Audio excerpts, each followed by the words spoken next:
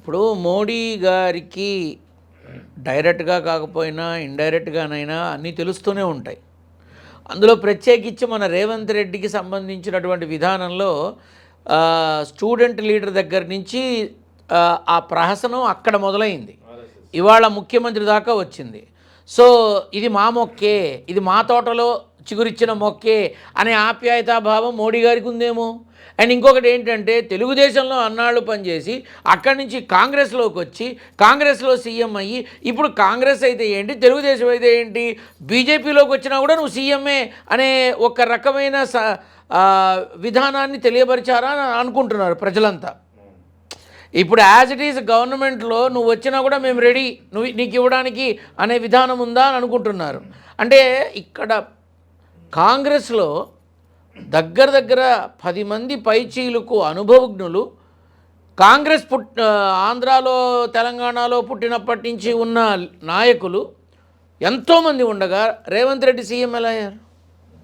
ఓటుకు నోటు కేసులో జైలుకు వెళ్ళొచ్చినా తను ముఖ్యమంత్రి కాగలిగాడు.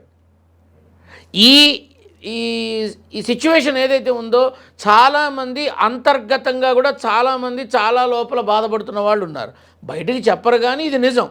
సో ఇప్పుడు తెలుగుదేశం నుంచి, తెలుగుదేశంలో మంచి హోదా చూసి మంచి స్థాయిని చూసి అక్కడి నుంచి కాంగ్రెస్లోకి వచ్చి ఇక్కడ మంచి ముఖ్యమంత్రి అయిన తర్వాత ఇందులో నుంచి బీజేపీకి ఎందుకు వెళ్ళకూడదు?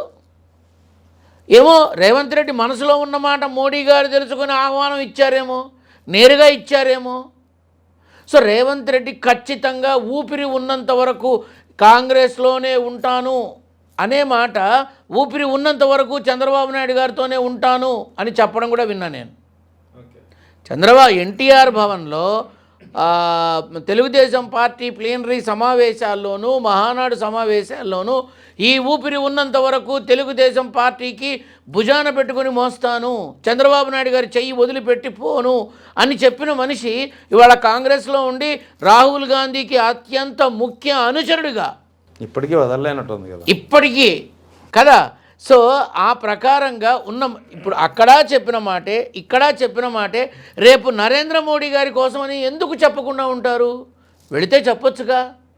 రాజకీయంలో ఏది కూడా శాశ్వతంగా ఇక్కడే ఉంటుంది అని అనుకోవడానికి లేదు.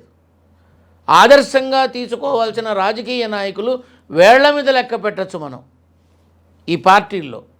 కాబట్టి ఇప్పుడు ఆయన పిలిచారు, ఈయన నవ్వాడు, రేపు వెళ్ళి కౌగిలించుకుంటారేమో ఎవడికి తెలుసు.